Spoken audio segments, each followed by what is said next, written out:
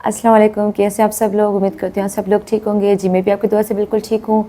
जी तो आज आप बोलेंगे कि हिना कहाँ से आ गई, हिना कहाँ गुम हो गई थी। तो जी मैं वही सब आपको बताने आई हूँ कि मैं कहाँ गुम हो गई थी, मैं कहाँ थी। तो और मैं उर्दू में व्लॉग जो बना रही हूँ वो मैं आपको बताऊँगी कि मैं उर्दू में व्लॉग क्यों बना रही हूँ। पहले तो जी मैं आपको बताऊँ कि मैं गुम कहाँ हो गई थी। जैसा कि आप सबको पता है कि मैं पाकिस्तान में थी। पुर्तगाल से मैं समर वेकेशन हुए बच्चों के तो हम लोग पाकिस्तान आए थे। और पाकिस्तान में इतनी शदीद गर्मी उफ़ कि मैं वहाँ पर, एक तो आपको पता है कि लाइट्स भी नहीं होती, वहाँ पर लाइट नहीं होती। और अपना पानी भी हमारे घर में तो दो दिन तो पानी भी नहीं था। और रात को 9:30 बजे गैस भी चली जाती थी और सैटरडे को तो गैस शाम को ही चली जाती थी। तो खैर बहुत सारे प्रॉब्लम्स में मैं कोई व्लॉग इतना ख़ास वहाँ पर बना नहीं सकी। थोड़े थोड़े से बनाए वो इंशाल्लाह मैं अपलोड ज़रूर करूँगी। लेकिन ये कि मैंने बहुत ज़्यादा नहीं बनाए क्योंकि आधा दिन हम लोग गर्मी की वजह से घर पे होते थे और फिर शाम को निकलते थे तो फिर अपनी शॉपिंग करना, कोई दावत मिल गई तो किसी दावत में चले जाना, अपना रिलेटिव्स के घर चले जाना, मेरे इन लॉज में चले जाना, तो बस यही चल रहा था। तो इतना कुछ ख़ास पाकिस्तान में एक्टिविटीज़ नहीं हो सकी। और जी तो ये था गर्मी का हाल कि बहुत गर्मी थी तो मैंने कोई ख़ास वहाँ पे व्लॉग वगैरह नहीं बनाए। और अभी जो मैं आपको बताऊँ तो अभी मैं आ चुकी हूँ कुवैत वापस। और कुवैत में कैसे पहुंची, इनफैक्ट मुझे व्लॉग बनाना था उसके बारे में कि अभी आपको पता है कि जैसे हमारे पाकिस्तान में हर तरफ सैलाबी रेले चल रहे हैं, सिंध में भी, पंजाब में भी। अभी सुना कि पंजाब में तो बहुत शदीद नुकसान हुए हैं, बहुत ज़्यादा ही वहाँ पर अपना ये सैलाब हो गया है। लेकिन जिस दिन मैं आ रही थी यहाँ पर कुवैत आ रही थी, 19 तारीख को, उस दिन हमारी फ़्लाइट थी। और उस दिन जो ख़तरनाक सैलाबी रेला चला है जो कि मुझे पता नहीं था। हम लोग हैदराबाद से निकले एयरपोर्ट के लिए, लेकिन मुझे कुछ काम था सिटी में तो मैं मलिर से डायरेक्ट एयरपोर्ट नहीं गई, मैं चली गई सिटी में। और आधे रास्ते से बारिश तो हो रही थी लेकिन मुझे था कि ये बारिश नॉर्मल हो रही, पता नहीं था। हालांकि भाई ने सुबह को मैसेज भी किए थे कि बड़ी तूफ़ानी बारिशें होने वाली हैं, जो कि मैंने नहीं देखी क्योंकि पूरा दिन पैकिंग में गुजर गया मेरा, तो मैंने उनके नहीं देख सकी मैं उनके मैसेजेस वगैरह। तो खैर हम लोग मलिर की तरफ तो ना गए, एयरपोर्ट की तरफ ना गए, हम लोग चले गए सिटी की तरफ।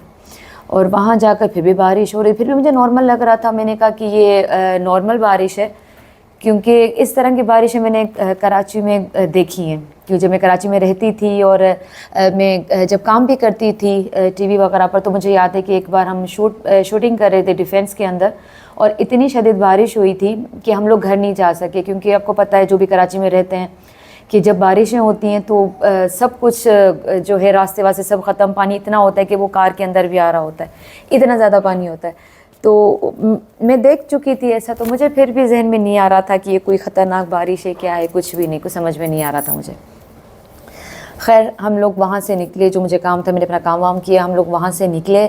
और वहाँ से निकल कर जैसे इशारा फैसल पर पहुँचे, इतनी शदीद बारिश, अच्छा बारिश 1 मिनट के लिए नहीं रुकी है ना, इतनी बारिश के मतलब उस टाइम मुझे घबराहट शुरू हुई। मैंने कहा भाई ये तो बारिश रुकी नहीं रही और इतना ट्रैफिक जाम हो गया। मतलब शारा फैसल पर हम लोग आए हैं और जो हमारी हालत हुई है। अब हम लोग निकले हुए थे हैदराबाद से दिन के 12 बजे कराची के लिए, और फ़्लाइट किस टाइम थी मैं भूल गई क्योंकि उस दिन मेरा बहुत ही बुरा दिन गुजरा है। फ़्लाइट आई थिंक 3 बजे की थी, नहीं 3 बजे की नहीं थी, फ़्लाइट मेरी शाम की होगी। आई थिंक 7 बजे की फ़्लाइट थी मेरी। हाँ मैं फिर भी कंफर्म करती हूँ, मेरी फ़्लाइट किस टाइम की थी? हाँ भाई मेरी फ़्लाइट किस टाइम की थी जो पहली फ़्लाइट थी? नहीं टाइम 9 बजे की थी जी। तो मेरी फ़्लाइट थी रात को 9 बजे की, जो कि वो हमारी मतलब मैं जैसे शारा फैसल पर हम लोग आए तो मुझे था कि बहुत टाइम है, हम लोग पहुँच जाएंगे। 4 बजे हम लोग फंसे शारा फैसल पर और उसके बाद आराम से गाड़ी चले जा रही है। मुझे था कि चलो फिर भी 9 बजे हम लोग पहुँच ही जाएंगे, बहुत टाइम है एयरपोर्ट पहुँचने में। लेकिन हम लोग नहीं पहुँच सके। इतनी बारिश के फिर मैसेजेस आना शुरू हुए घर वालों के कि भाई ये तो सैलाबी रेल है जो कि पाकिस्तान अपना वो कराची के अंदर आया हुआ है, जो कि मुझे पता नहीं था। अब इतना पानी मैंने अपनी लाइफ में फ़र्स्ट टाइम देखा है, टीवी पर तो देखते रहते थे, फ़र्स्ट टाइम मैंने देखा। फिर जो मुझे घबराहट हुई और सबसे बुरा जो मेरे साथ हुआ वो ये हुआ कि मेरे मोबाइल ने काम करना छोड़ दिया। इंटरनेट तो बंद हुआ सो हुआ, लेकिन मेरे सिग्नल भी ड्रॉप हो गए। मेरा मोबाइल बिल्कुल ऐसे हो गया जैसे किसी काम का ही नहीं है। और ये अल्हम्दुलिल्लाह एक अच्छा हुआ कि जैद को मैं हमेशा कहती हूँ अपना मोबाइल जो अपना चार्ज करके रखा करो। जैद का मोबाइल चार्ज था और उस पर फिर ये कि मेरे हस्बैंड की कॉल भी उधर आ रही है, मेरे इन लॉज़ की कॉल भी उधर आ रही है, मेरी घर वालों की, भाई की, अम्मी की, सबकी वहाँ आ रही। सबको मैंने कहा कि भाई वहीं कॉल करो, मुझे कोई कॉल नहीं मिल रही किसी की। लेकिन जो मुझे परेशानी मैं आपको बता नहीं सकती, पानी इतना ज़्यादा था, इतना कि मतलब आधी कार हमारी पानी के अंदर थी और मेरा इतना सारा सामान आहिस्ता आहिस्ता पानी जो है कार के अंदर आना शुरू हुआ। उफ़, मैं आपको बता नहीं सकती मेरी जो हालत हुई है मेरे बच्चों की। मैं बच्चों को कह रही, मैंने कहा बच्चों तुम लोगों को स्विमिंग आती है, मैं तो आज डूब गई। मैंने कहा मुझे लगता है मैं तो आज नहीं बचूंगी, मैंने लाइफ में ऐसी हालत नहीं देखी है। इतना पानी मैं आपको बता नहीं सकती। मतलब मैं जो उस टाइम अगर वहाँ पर फंसे हुए होंगे या जिन्होंने देखा होगा उनको अंदाज़ा होगा कि बहुत बहुत बुरी हालत थी उस दिन, और बारिश रुकने का नाम ही नहीं ले रही थी। एक पॉइंट पर आकर हमारी कार रुक गई क्योंकि वो चल ही नहीं सकी पानी के अंदर। बहुत लोगों ने धक्के वक्के दिए और अच्छा जैसे ड्राइवर ने दरवाज़ा खोला कार का, सारा पानी कार के अंदर। हमारे जो बैग पैक थे बच्चों के वो ख़राब हो गए, हमारे शूज़ वगैरह बच्चों के मेरे सब ख़राब हो गए। ऐसी बुरी हालत कि मैं आपको क्या बताऊं। फिर धक्का देते रहे फिर गाड़ी नहीं चली, लोगों की हालत ख़राब हो गई। इतने पानी के अंदर गाड़ी को धक्का देना। खैर एक जगह उन्होंने कहा कि आप थोड़ी देर के खड़ी कर दे, गाड़ी स्टार्ट हो जाएगी। अब टाइम गुजरता जा रहा है, मुझे फ़्लाइट की भी टेंशन, हस्बैंड को फ़्लाइट की टेंशन, उसके लिए मेरे पास इतना सामान।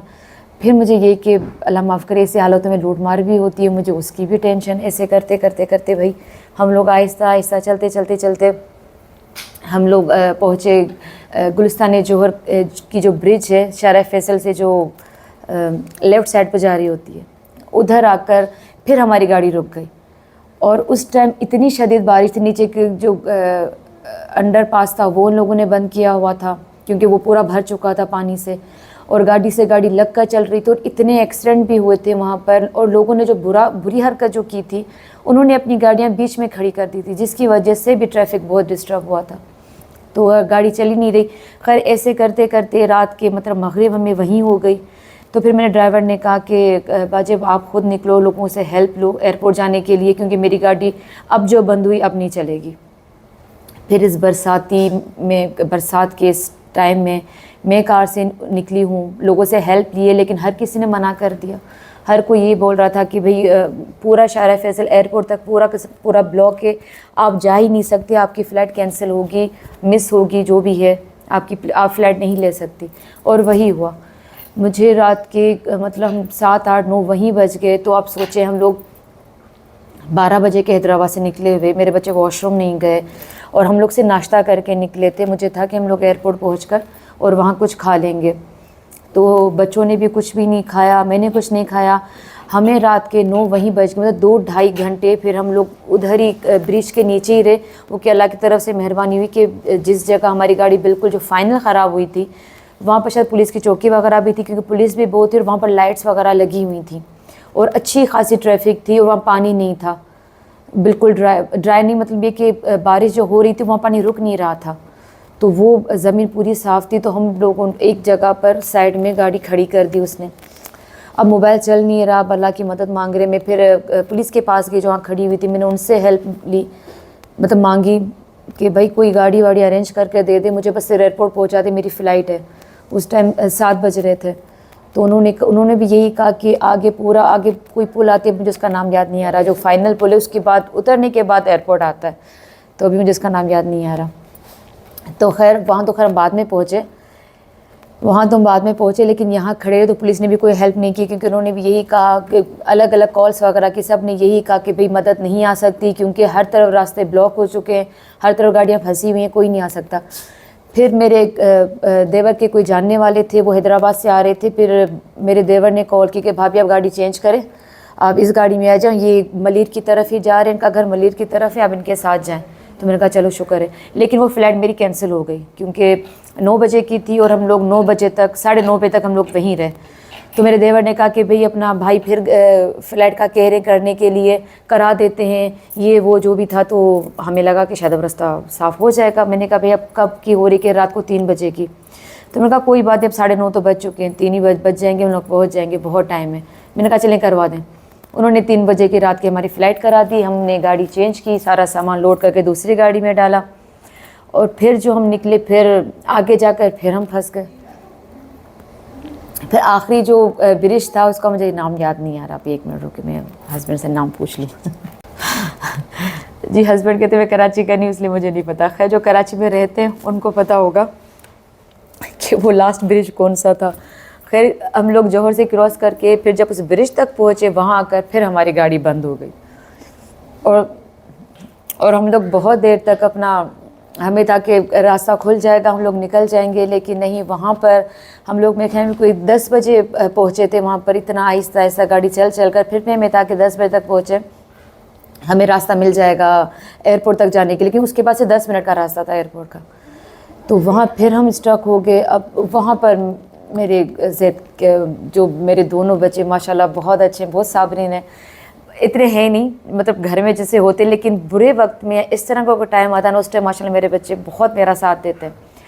तो उस टाइम ज़ैद का बर्दाश्त ख़त्म हो गया, कह रहे मुझे वॉशरूम जाना है। तो मैंने कहा कि भैया आप चले जाओ रोड पर, आप तो लड़कियों कर लोगे, लेकिन बच्चे ये हमारे घर के पले नहीं कर सका। बाहर निकला, काम में इतने सारे लोग आ रहे, क्योंकि ब्रिज पर जो भी रुक गई, सारी गाड़ियाँ रुक गई। तो जो बस के अंदर लोग थे वो सारे उतर गए, जिनके घर करीब होंगे या जिनको अंदाज़ा होगा कि फिर रोड खुलेगा ही नहीं। तो इतनी सारी बसेस थी, वो सारी की सारी खाली, भर भर कर लोग आ रहे थे। कह रहे थे लोगों के सामने मैं कैसे करूं। तो मैंने कहा हिम्मत करो और आप कर लोगे। लेकिन ज़्यादा नहीं कर सका, लेकिन बस वो रोए जा रहा था, कह रहे मैं बर्दाश्त नहीं कर पा रहा हूँ। तो मैं कह बस थोड़ा सा बर्दाश्त कर लो, हम लोग पहुँच जाएंगे एयरपोर्ट। तो खैर हम एयरपोर्ट नहीं पहुँच सके, हम लोग को वहाँ पर रात के 2 बज गए। फिर जो हमारे साथ थे वो बेचारे भी हमारे साथ फंसे हुए थे। 2 बजे के बाद फिर आहिस्ता आहिस्ता गाड़ियाँ चलना शुरू हुई, जो कि थोड़ा सा कोई 10 मिनट चली होंगी। फिर गाड़ियाँ जो रुकी हैं वो सुबह 4 बज गए हमें। तो हमारी दूसरी जो फ़्लाइट थी वो भी कैंसिल हो गई। तो इस तरह एक ही दिन में हमारी 2 फ्लाइट कैंसिल हुई, जिसका मुझे दुख तो बहुत हुआ। लेकिन मुझे इस चीज़ का भी डर था कि अब रात हो चुकी है, हम आखिर ब्रिज पर तो लाइट भी नहीं थी, वो तो जो नीचे हम लोग खड़े थे ब्रिज के नीचे, वहाँ तो फिर भी लाइट्स थी, पुलिस थी, लेकिन यहाँ पर कुछ भी नहीं था। लोग गाड़ियाँ बंद करके अपनी चले गए थे, जिसकी वजह से भी बहुत प्रॉब्लम हुई थी हमें, कि जगह जगह गाड़ी रुकी हुई थी। खैर हमें 4 बजे तक हम लोग वहाँ रहे, और फिर जो दुआएं मांग मांग करके बस खैर खैर से फिर हमें ये था कि अब एयरपोर्ट तो नहीं जाना, तो ये 2 फ्लाइट हम लोग मिस कर चुके थे। उसके बाद हमें जाना था अपने भाई के ससुराल, जो कि मलीर में ही था।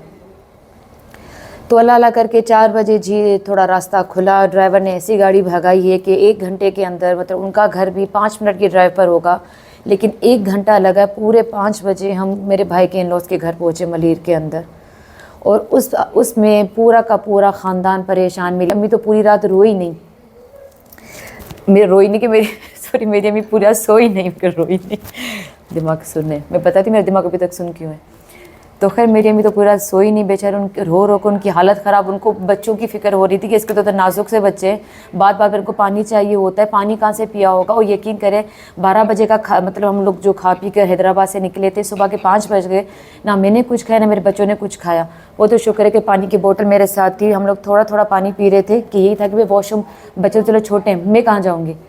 तो पानी भी थोड़ा थोड़ा करके हम लोग पी रहे थे, खाया कुछ नहीं, कि मतलब दिमाग पे टेंशन इतनी थी कि खाना तो याद ही नहीं था कि भाई खाना भी खाना है। तो बस जो थोड़ी बहुत बात हो रही थी भाई से, मेरी नंद से, मेरे देवर से, बस कुछ लोग थे जो टच में थे, ज़ैद को कॉल कर रहे थे। तो ऐसे करके जी 5 बजे हम लोग पहुँचे हैं भाई के इन-लॉज़ के घर। फिर मेरी भाभी की जो भाभी हैं, कि भाभी तो कनाडा में होती हैं मेरी, तो उनकी भाभी ने भाई बहुत हमारी खिदमत की। उसी टाइम जूस वूस लेकर आई, बच्चों को केक दिए। वो तो खाना तक लगाने के लिए तैयार थी। मैंने कहा नहीं अभी सोने की हो रही है। मैंने कहा इतनी बुरी हालत है, मैंने कहा मुझे सोना है। मैंने कहा मुझे कुछ समझ भी नहीं आ रहा, मुझे ऐसे फील्स में पानी के बीच में बैठी हूँ, हर तरफ पानी पानी है। मैंने कहा दिमाग पर जैसे पानी चढ़ गया है मेरे। मैंने कहा मुझे सोना है अभी। तो खैर फिर बच्चे में हम लोग 6 बजे तक सो गए, क्योंकि फिर सबसे बात की, अम्मी से बात की तो रोना शुरू हो गई, क्योंकि पूरी रात नहीं सोई थी। पूरी रात मुसल्ले पे बैठकर उन्होंने दुआएं बैठकर की हैं। अम्मी से बात हुई, हस्बैंड से बात हुई, कनाडा में भाभी और उनके भाभी के पेरेंट्स भी वहीं हैं, उनसे बात हुई, सबसे बात हुई, सबको तसल्ली दी कि हम लोग खैर खैर से पहुँच गए। फिर हम लोग 6 बजे सोए थे। फिर दूसरे दिन में 1:30-2 बजे उठी थी, बच्चे उठे। तो दूसरे दिन फिर हस्बैंड ने रात को 3 बजे जो हमारी फ़्लाइट मिस हुई थी, वही नेक्स्ट डे की उन्होंने करवा दी 3 बजे की। तो वो पूरा दिन हम लोग अपना भाभी के पेरेंट्स के घर पर रहे। लेकिन वो दिन भी ऐसा गुजरा, यकीन करें कि कुछ होश ही नहीं था, कुछ पता नहीं था कि दिन चल कैसे रहा है, गुजर कैसे रहा है, हम लोग खा क्या रहे हैं, क्या कर रहे हैं। उस पर मेरे हस्बैंड इतने परेशान। हम लोग बार बार वेदर रिपोर्ट देख रहे थे कि अभी कोई बारिश वगैरह होगी तो नहीं। बार बार मैं अपने भाई के साले से पूछूंगी, भाई बारिश तो नहीं, नहीं बाजी कोई बारिश नहीं है, सही है सब कुछ। हस्बैंड को भी तसल्लियाँ दे रहे हैं, देवर को तसल्लियाँ दे रहे हैं कि नहीं भाई कोई बारिश नहीं, कुछ भी नहीं है। अच्छा, हमें घर से निकलना था, 9 बजे निकलना था। मैंने कहा जल्दी निकल जाते हैं, 3 बजे की फ़्लाइट है, लेकिन जल्दी निकल कर एयरपोर्ट पर बैठ जाते हैं कि अगर कुछ बारिश हुई भी तो कोई बात नहीं, हम लोग एयरपोर्ट तो पहुँच जाएँ। 7 बजे जो बारिश शुरू हुई है, जैसे वो आजकल कहते हैं ना कि क्लाउड बस्ट, ऐसी बारिश कि उसको देखा और फिर मेरी ना आंखें खुल गई। मैंने कहा या अल्लाह ये क्या हो गया, बारिश तो थी नहीं, लेकिन वही बात है, बारिश अल्लाह के हाथ में। ऐसी बारिश हुई है और उसी टाइम तक 1 मिनट नहीं गुजरा होगा, मेरे देवर की कॉल आई कि अरे भाभी पता चला बारिश हो रही है। मैंने कहा भाई अपने भाई को ना बताना। मैंने कहा अब तुम्हारे भाई बेहोश हो जाएंगे। मैंने कहा हस्बैंड को पता लगा बारिश हो रही है, मैंने कहा तो बेहोश हो जाएंगे। तो मैंने अम्मी वालों को कॉल की, उनको बताया, मैंने कहा भाई सब दुआएं करो, वापस मुसल्ले पर बैठ जाओ। मैंने कहा मैं खैर से इनके घर से निकलो। उनके घर से एयरपोर्ट 3 मिनट में हम लोग पहुँचे थे, जब बारिश रुक गई थी, इतना करीब है वो। लेकिन गाड़ी वाले ने फिलहाल मना कर दिया, कह रहे कि बारिश रुकेगी तो मैं आऊँगा। अब हम वेट करें, बच्चों को कहा, मैंने कहा बस अब जल्दी करो, सब तैयार होकर बैठ जाओ, जैसे बारिश रुकेगी मैंने कहा हम भागते हैं एयरपोर्ट। मैंने कहा अभी चलकर बैठ जाते हैं। मैंने कहा कोई रिस्क नहीं लेना आज। मैंने कहा फिर अगर फ़्लाइट मिस हुई, मैंने कहा फिर कितनी फ़्लाइट मिस करेंगे हम लोग। तो खैर अल्लाह करके जी 1 घंटा पूरा बहुत शदीद किस्म की बारिश हुई है। 8 बजे बारिश रुकी है, हम लोग भागे एयरपोर्ट के लिए और एयरपोर्ट पर पहुँच कर फिर हमने सुख सांस लिया। 2 दिन जो मेरे बच्चे बेचारे इतने तकलीफ़ में रहे कि मैंने उनको खाना सही से नहीं खिला सकी, बेचारे आराम नहीं कर सके। तो फिर एयरपोर्ट पहुँच कर जब सब चीज़ों से हम लोग फ़ारिग हो गए तो मैंने इनको कहा चलकर अब VIP लॉन्च में बैठते हैं। वहाँ जाकर बैठे, फिर बच्चे बहुत खुश हुए वहाँ पर कि भाई हर चीज़ थी, खाने पीने को भी थी, आरामदेह चेयर्स थी, सोफ़ा थे। मैंने कहा सो जाओ, मैंने कहा बहुत टाइम है हमारी फ़्लाइट में, रात को 3 बजे के। मैंने कहा सो जाओ इसके अंदर और जो दिल करे खाओ पियो वयाशी करो। तो फिर ये कि सब्र का फल मीठा, तो आखिर में मेरे बच्चों को सब्र का फल मीठा VIP लॉन्च के अंदर मिला। जो उनका दिल किया उन्होंने खाया पिया, एंजॉय किया और फिर अल्हम्दुलिल्लाह सुकून से हम लोग यहाँ पहुँच गए। लेकिन 2-3 दिन मेरी ये हालत थी कि मैं आंखें बंद करती थी, मेरे आगे सिर्फ पानी पानी होता था। मुझे लगता जैसे पानी के बीच में बैठी हुई हूँ, मेरी बहुत बुरी हालत थी। तो बस मुझे ये शेयर करना था आपसे ये सारी बातें। बहुत लोगों ने तो चीज़ों को एंजॉय भी किया, एंजॉय कर रहे थे, लेकिन जो मेरी तरह थे लोग जिनको एयरपोर्ट पहुंचना था, अच्छा मेरी तरह बहुत लोग थे जो फंसे हुए थे। एक फैमिली थी वो सऊदीया जा रहे थे, वो 8 घंटे से फंसे हुए थे, मतलब हमारे आने से भी 2-3 घंटे पहले फंसे। उन्होंने कहा मैं 8 घंटे हो चुके हैं यहाँ पर फंसे हुए। कल मुझे खुद देखें, मुझे 12 घंटे हुए। मैं 4 बजे, मुझे याद है 4 साढ़े 4 बजे हम शारा फैसल पर आए थे और फिर हम सुबह 5 बजे पहुँचे अपने मेरे भाई के इन-लॉज़ के घर। तो तकरीबन हम 12 घंटे तो हमें भी हो गए थे वहीं पर। आप सोच सकते हैं मेरी हालत क्या होगी। और मैं बार बार अपने बच्चों को देखती, मुझे रोना आता कि यार मेरे बच्चे बेचारे कैसे सर्वाइव करेंगे। लेकिन अल्हम्दुलिल्लाह बहुत अच्छे बच्चे, बहुत अच्छे बच्चे। आप मेरे बच्चों के लिए दुआ कीजिएगा, अल्लाह सबके बच्चे नेक करे, अल्लाह मेरे बच्चे भी नेक करे। बच्चों ने मेरा बहुत साथ दिया और ऐसे टाइम में ज़ैद मेरा बहुत एक्टिव हो जाता है, बहुत ज़्यादा। मैं इसको कहती हूँ तुम बेवकूफ़ हो, तुम ऐसे हो, लेकिन ज़ैद माशाल्लाह बहुत एक्टिव हो जाता है। हर किसी का देख रहा था, किसकी कॉल आ रही है, कैसे आ रही है, किसको नंबर भेजना है, किसको मैसेज का जवाब देना, सब चीज़ें ज़ैद कर रहा था। तो खैर बस ये कि आजकल आप देख रहे हैं कि अभी पंजाब में फिर बहुत शदीद इस तरह के सैलाब आए हैं। सुन रहे हैं कि सिंध में वापस आएगा।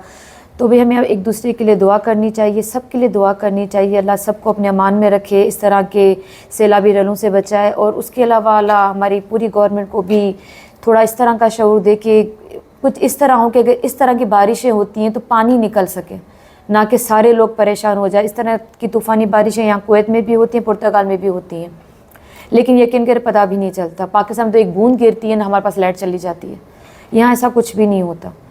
तो हम तो दुआ करते। मैं वहाँ भी आकर मैंने कहा था कि भाई मुझे अपने पाकिस्तान में बहुत अच्छा लगता है, बहुत मज़ा आता है। मैं अभी भी कहती हूँ, लोग कहेंगे रहती नहीं इसलिए कहती है, तो रहने के काबिल हो तो मैं क्यों ना रहूँ। मेरी पहली जो मतलब चॉइस जो है रहने की, यकीन करें पाकिस्तान है, ना पुर्तगाल, यूरोप, ना ही कुवैत, पाकिस्तान है। लेकिन पाकिस्तान के हालात ऐसे कि हिम्मत नहीं कर पाते हम लोग रहने की। तो बस दुआ करें सब एक दूसरे के लिए, हमारे पाकिस्तान के लिए दुआ करें। इसमें जिन जिन लोगों का नुकसान हुआ है उन सब लोगों के लिए दुआ करें। अल्लाह हम सबको अपने अमान में रखें, उन लोगों को अपने अमान में रखें जिनकी जान माल वगैरह सब गए इसमें। अभी भी सुन रहे हैं कि बहुत आने वाला है, तो अल्लाह अपना करम करे हम सब के ऊपर। जी, तो उर्दू में जो मैंने आपको कहा कि मुझे वीलॉग बनाना था ख़ास, तो वो इसलिए बनाना था क्योंकि जिन जिन लोगों ने इस टाइम में मेरा साथ दिया वो सब उर्दू स्पीकिंग है, तो मुझे उनको थैंक्स करना था। जैसे अपना मेरे भाई के इन लॉज जिनके घर जाकर मैं रही, मेरी भाभी की भाभी समर, जोहेब उनके हस्बैंड, उनके भाई तलहा, उनकी बच्चियां जोहरा और शनाया, सब लोगों ने बहुत बहुत मतलब हमारा साथ दिया, हमारा ख्याल रखा। और कनाडा से आंटी भी मतलब मेरी भाभी की जो मदर हैं वो भी हमारे साथ कनेक्ट थी। तो माशाल्लाह आंटी आपकी बहू बहुत अच्छी है, मैंने आपको पहले भी कहा था, फिर कहती हूँ आपकी बहू बहुत अच्छी है माशाल्लाह। और उन सब ने हमारा बहुत ख्याल रखा, मैं इसलिए थैंक्स करती हूँ ज़ोहैब को, समर को। और सबसे स्पेशल थैंक्स मैं करूँगी अपने देवर का अवैस, जिसने पूरा टाइम मेरा बहुत साथ दिया, पूरा टाइम कनेक्ट रहा, हर टाइम मैसेज पर, कॉल्स पर, और गाड़ी अरेंज कर दी मुझे, आगे का भी जो भी था सब चीज़ें उसने कर दी। मतलब जितना मैं थैंक्स करूं अवैस को कम है, क्योंकि अवैस ना होता तो शायद मैं मलिर भी उनके घर ना पहुंच पाती, मैं एयरपोर्ट भी ना पहुंच पाती। तो जितना भी मैं थैंक्स करूं कम है। तो अवैस थैंक यू, तुमने बहुत साथ दिया। और जिन जिन लोगों ने मेरा साथ दिया, मेरा ख्याल रखा, ये सबका एहसान है जो मैं हमेशा याद रखूँगी। और मेरे इन लॉज, मेरी जिन जिन लोगों ने मुझे दुआ दी, मेरी अम्मी, मेरी सास, मेरी नंद, सब लोग सारी रात जागते रहे, दुआएं करते रहे हमारे लिए कि हम लोग खैर खैरियत से पहुंच जाएं। तो मैं सबका थैंक्स करती हूँ, उनकी दुआओं के लिए भी, कि बस ऐसे हमेशा मुझे मेरी फैमिली को अपनी दुआओं में याद रखिएगा। तो ये सारे लोग उर्दू स्पीकिंग थे, जिनको उर्दू समझ में आती है, तो इसलिए मैंने ख़ास अपने इन लॉज के लिए और अपनी भाभी की फैमिली के लिए उर्दू में किया, ताकि वो लोग भी सुने, समझें और समझे कि मैंने बहुत दिल से सबको थैंक्स किया है। तो चले जी, व्लॉग बहुत बड़ा हो गया। उम्मीद करती हूँ कि आपको मेरा ये व्लॉग भी अच्छा लगा होगा। ये जिस तरह का आज का टाइम चल रहा है सैलाब का, उसी के हिसाब से था। तो बाकी ये कि मुझे टाइम नहीं मिलता व्लॉग वगैरह बनाने का। मैं यहाँ पर आई हूँ, यहाँ पर मुझे बहुत काम है करने के लिए। चला जैसे मुझे टाइम मिलेगा तो मैं अपने व्लॉग्स बनाती रहूँगी और अपलोड करती रहूँगी। आप इसे देखती रहिएगा, इसे मुझे प्यार देते रहिएगा। मेरे व्लॉग्स को लाइक कीजिएगा, मेरे व्लॉग को शेयर भी कीजिएगा, अच्छे अच्छे कमेंट्स कीजिएगा जो कि आप करते हैं। बहुत लोगों ने कहा कि मैं कहाँ गुम हो गई हूँ, तो जी मैं यहीं हूँ, गुम नहीं हुई हूँ, बस ये कि थोड़ा बिज़ी हो गई हूँ। तो इंशाल्लाह जैसे टाइम मिलेगा इंशाल्लाह मैं ज़रूर व्लॉग बनाती रहूँगी आप लोगों के लिए। चलिए इजाज़त दीजिए, इंशाल्लाह मिलते हैं फिर किसी और व्लॉग में। अपना ख्याल रखिएगा, मुझे अपनी दुआ में याद रखिएगा। अल्लाह हाफ़िज़।